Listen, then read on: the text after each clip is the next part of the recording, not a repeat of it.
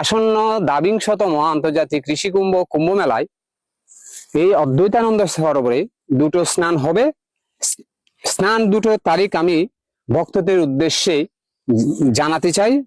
প্রথম স্নান হবে 28শে জানুয়ারি রোজ বুধবার, এবং দ্বিতীয় স্নান হবে 1 ফেব্রুয়ারি পূর্ণিমা তিথিতে।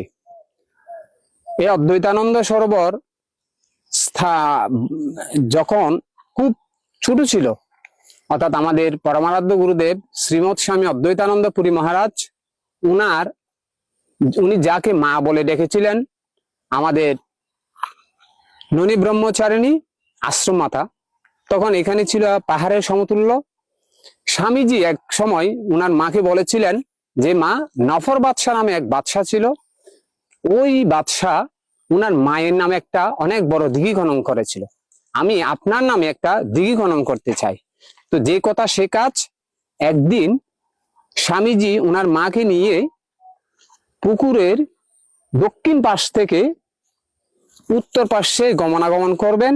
তো মাকে বলেছিলেন, মা তুমি যতক্ষণ না পেছনে ফিরে থাকাচ্ছ ততটুকু পর্যন্ত সরোবরের জন্য বরাদ্দ থাকবে। তখন যে কথা সে কাজ। ঠাকুর মা কি করেছিলেন, দক্ষিণ পাশ থেকে কথা বলতে বলতে উত্তর পাশে আসছেন, হঠাৎ একটা শৃগাল দেখে উনি ভয় পেয়ে গেলেন, সাথে সাথে বলেন ও মা করে চিৎকার করে উঠলেন। স্বামীজি বলেছে, বা অতটুকু পর্যন্ত হচ্ছে আমাদের সরোবরের জন্য পর্যাপ্ত জায়গা। তো যে কথা সে কাজ। এরপরে স্বামীজি অবশ্য দেহত্যাগ করেছিলেন। আমাদের পরমারাধ্য গুরুদেব শ্রীমৎ স্বামী সুদর্শনানন্দ পুরী মহারাজজি কে, তখন উনি খুব ছোট অবস্থায় ছিলেন, স্বামীজি উনাকে বলেছিলেন, বাবা এটা 4 জন্মের আশ্রম। তো স্বামীজি কে বলেছিলেন গুরু বাবা, যে বাবা এটা যে 4 জন্মের আশ্রম আমরা কিভাবে প্রমাণ পাবো? তো বলে যে এই সরোবর যদি কখনো খনন করো তখন তোমরা সে প্রমাণ পাবে। স্বামীজি দেহত্যাগের পরে যখন এই সরোবরের কাজ শুরু করেছিল, পুকুরের অতল তলে প্রায় 4-5 হাত নিচ থেকে পুজোর ঘন্টা, বাদ্য সামগ্রী সব অতল তল থেকে উদ্ধার করেছিল, এবং পরবর্তীতে সেগুলো মন্দিরের কাজে ব্যয় করেছিল, এবং যা যা পুজোর উপকরণ লাগে সবগুলো মন্দিরের জন্য ব্যবহৃত করেছিল। এটা বলেছিল আমাদের পরমারাধ্য গুরুদেব শ্রীমৎ স্বামী সুদর্শনানন্দ পুরী মহারাজ।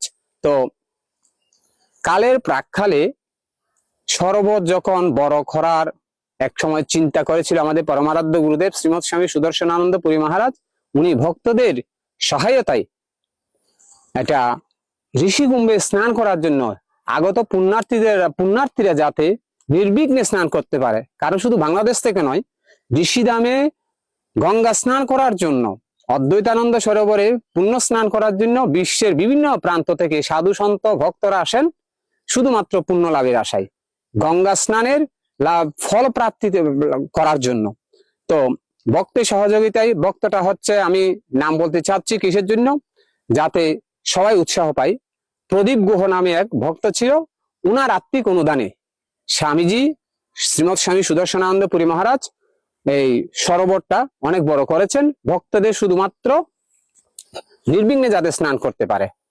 তো গত কয়েকটা কুম্ভে এখানে ভক্তরা অত্যন্ত সানন্দে স্নান করেছিল। এবারও আমরা আশা করি প্রত্যেক ভক্ত সাধু সন্ত খুব সুন্দরভাবে স্নান করতে পারবে।